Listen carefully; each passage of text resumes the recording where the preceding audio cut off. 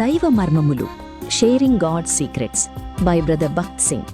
Theme of the month పర్వత శిఖర అనుభవము యొక్క రహస్యములు. జూలై 6. అరణ్యమును ఎండిన భూమియు సంతోషించును, అడవి ఉల్లసించి కస్తూరి పుష్పము వలె పూయును. అది బహుగా పూయిచూ ఉల్లసించును, ఉల్లసించి సంగీతములు పాడును. యెషయా 35:1-2.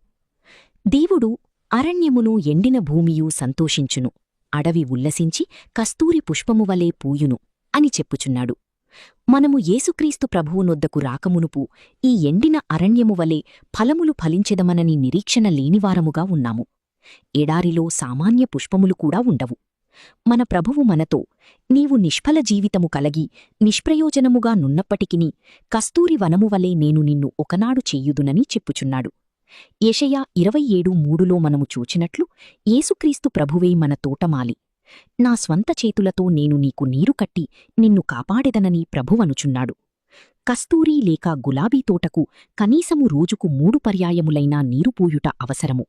అయితే ప్రభువు తన స్వంత ప్రజలను గూర్చి, నేను ప్రతి నిమిషమూ దానికి నీరు కట్టెదనని చెప్పుచున్నాడు. ప్రభువు మన వ్యక్తిగత రహస్య జీవితము నెరుగును. తలంపు, మాట, క్రియల ద్వారా ఆయనను ఎంతగా నొప్పించితిమో ఆయన ఎరుగును. తిరిగి తిరిగి ఆయన యొద్దకు వెళ్లి ఆయన ప్రశస్త రక్తము యొక్క కడుగుదలను మనము పొందవలెను. పరలోకములోనైతే ఇవేవియూ జ్ఞాప్తికి రావు. దేవుని మహిమ మాత్రమే అక్కడుండును. ఇప్పుడు కూడా బలహీనులైన విశ్వాసులు యేసుక్రీస్తు ప్రభువు యొక్క జీవముతో నింపబడుట ద్వారా బలపరచబడగలరు.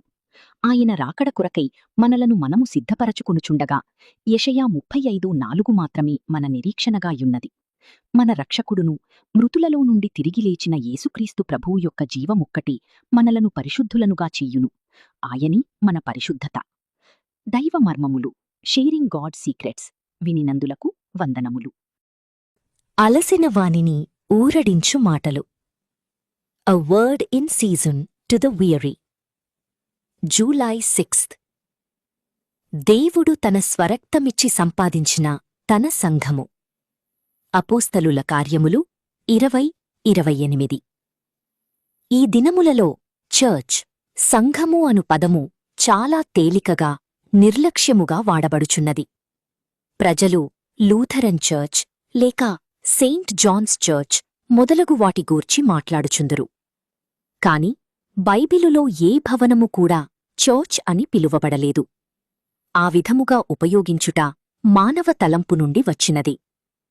బైబిలునందు దేవుడు సంఘము అని మాట్లాడినప్పుడు క్రీస్తు ప్రభువు యొక్క ప్రశస్త రక్తముచేత విమోచించబడిన సమూహమునకు ఆ పదమును ఉపయోగించుచున్నాడు.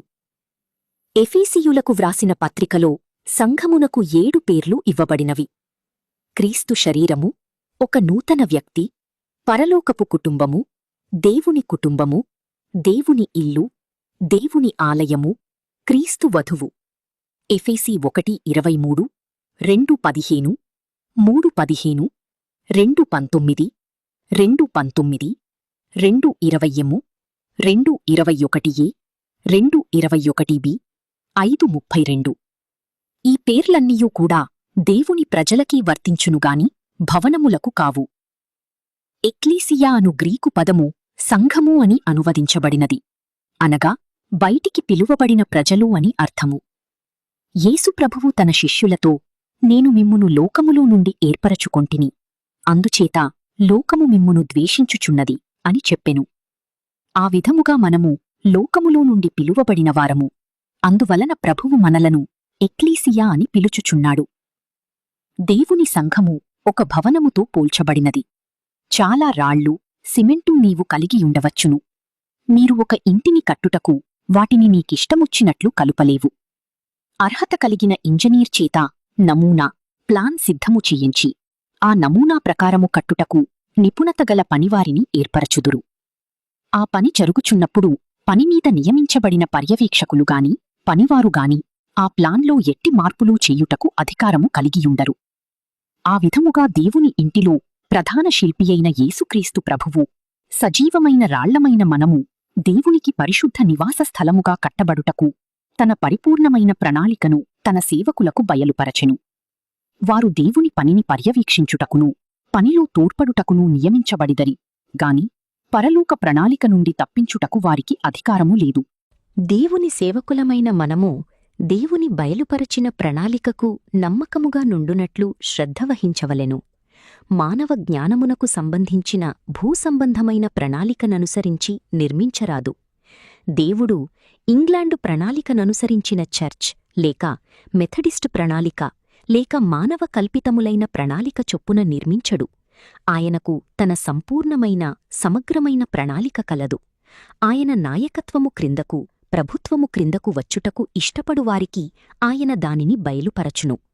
సొలొమోను యెరూషలేము మందిరమును నిర్మించుటను ముగించగానే దేవుని మహిమ దిగివచ్చి దానిని నింపెను. ఆ మందిరము ఎక్కువ కాలము నిలువలేదు. నెబుకద్నెజరు దానిని నాశనము చేసెను. అయితే ఇప్పుడు యేసుక్రీస్తు ప్రభువు నిత్యత్వము వరకు ఆయన మహిమను బయలుపరచు పరలోకపు దేవాలయమును నిర్మించుచున్నాడు. దేవుని ప్రేమను నీవు గ్రహించితివా? ఆయనకు నీవు కావలెనని ఎరుగుదువా? దేవునికి నేనేమీ ఉపయోగపడనని తలంచుచున్నావా? దేవుడు నన్ను సేవకు పిలిచినప్పుడు నా బలహీనతలు బుద్ధిహీనతలు నేను ఎరిగియుండుటను బట్టి నన్నెందుకు ఏర్పరచుకొనెనని ఆశ్చర్యపడదితిని. నేను ధారాళముగా మాట్లాడలేను, తడబడుదును, నత్తివాడను, సంగీతములో ఒక శృతిని కూడా పాడలేను. నేను ఏ బైబిలు కళాశాలకు వెళ్లలేదు. నాలాంటి వానితో దేవుడేమి చెయ్యగలడు? అయినప్పటికీ దేవుడు నాకు నీవు కావలెను అని స్పష్టముగా మాట్లాడెను. దేవునికి నీవు కూడా కావలెను. ఆయన నీలో పనిచెయ్యును. ఆయన రూపములోనికి నిన్ను మార్చును. దేవుని మహిమతో నిన్ను ప్రకాశింపజెయ్యును. నీవు పరలోకమునకు వెళ్ళినప్పుడు దేవుని దూతలు ఆశ్చర్యపడి, ఈ మానవుడు నల్లగా అందవిహీనముగా నున్నాడుగదా ప్రభువా, నీవెట్లు అతనిని ఇంత అందముగా మహిమగలవానిగా మార్చితివి అని ప్రశ్నించుదురు. దేవుడు నా నమ్మకత్వమును బట్టి చేసితిని అని జవాబిచ్చును. అలసినవానిని ఊరడించు మాటలు, a word in season to the weary వినినందులకు వందనములు.